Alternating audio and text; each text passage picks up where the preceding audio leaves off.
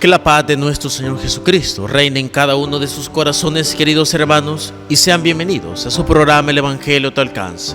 Hoy jueves de la cuarta semana del tiempo de Pascua vamos a reflexionar el Evangelio según San Juan en el capítulo 13, versículos del 16 al 20. En aquel tiempo, después de lavarle los pies a sus discípulos, Jesús les dijo: yo les aseguro, el sirviente no es más importante que su amo, ni el enviado es mayor que quien lo envía. Si entienden esto y lo ponen en práctica, serán dichosos. No lo digo por ustedes, porque yo sé a quienes he escogido, pero esto es para que se cumpla el pasaje de la Escritura, que dice: el que comparte mi pan me ha traicionado. Les digo esto ahora antes de que suceda, para que cuando sucedan, crean que yo soy. Yo les aseguro, el que recibe al que yo envío, me recibe a mí, y el que me recibe a mí, recibe al que me ha enviado. Palabra del Señor, gloria, honor a ti, Señor Jesús.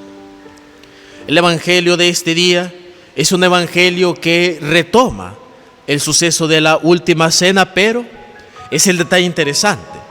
El apóstol y evangelista San Juan no relata la institución de la Eucaristía en la última cena, sino que se centra sobre todo en la escena del lavatorio de los pies. Su talante eucarístico se centra sobre todo en el capítulo 6, que la semana pasada estuvimos leyendo a lo largo de la semana. Ahora no, el Señor recalca el hecho de lavarle los pies para demostrarles la importancia de ponerse al servicio de los demás, de estar siempre diligentes para toda tarea que Dios tiene para cada uno de nosotros, sobre todo porque al ser enviados, independientemente de qué función realicemos al ser enviados, somos enviados en el nombre del Señor, y lo que nosotros hagamos lo vamos a hacer en el nombre del Señor. Y por tanto, el que recibe a un enviado de Dios, a un verdadero enviado de Dios que cumple su voluntad, también recibe a Jesucristo. Y el que recibe a Jesucristo recibe también al que ha enviado a Jesucristo, que no es más ni menos que nuestro Dios Padre.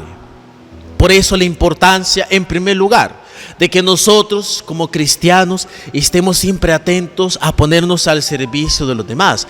Estemos siempre atentos a ponernos al servicio de la iglesia, al servicio de Dios, al servicio de las diferentes maneras en cómo nuestro Señor busca darnos una misión, una tarea, un trabajo. Y obviamente eso implica también que cuando nosotros estamos ante la presencia de un enviado de Dios, de alguien con una misión excelsa de parte de Dios, nosotros debemos de atenderle, de atender a su llamado, porque es la acción de Dios que se derrama sobre esa persona, teniendo muchas veces siempre cuidado con aquellos falsos pastores y falsos profetas que la Sagrada Escritura menciona muchas veces, que ellos mismos se envían y no son enviados por Dios. Y entonces eso es una de las partes más importantes, sobre todo porque son esos traidores, esas personas que toman la iniciativa por su propia cuenta. Y como lo dice el mismo Cristo, Él sabe a quienes ha escogido, Él sabe a quienes envía, y los envía porque sabe que son capaces. Pero siempre hay personas que, como Judas, que fue el que traicionó a Jesús, siempre se apartan del grupo, siempre hacen las cosas a su manera, siempre quieren pensar las cosas de Dios a su manera sin consultar al Señor, y hacen todo a espaldas. Y obviamente eso termina haciendo que traicionen al Señor. Por eso, queridos hermanos, atendamos al llamado del Señor cuando Él nos envía. Y si Él no nos envía, pues aprendamos a atender a aquellas personas que son enviadas por el Señor, pero nunca traicionar al Señor, utilizando nuestra propia vida con los fines personales, con fines muchas veces incorrectos, porque de lo contrario seremos nosotros los que estaremos traicionando al Señor.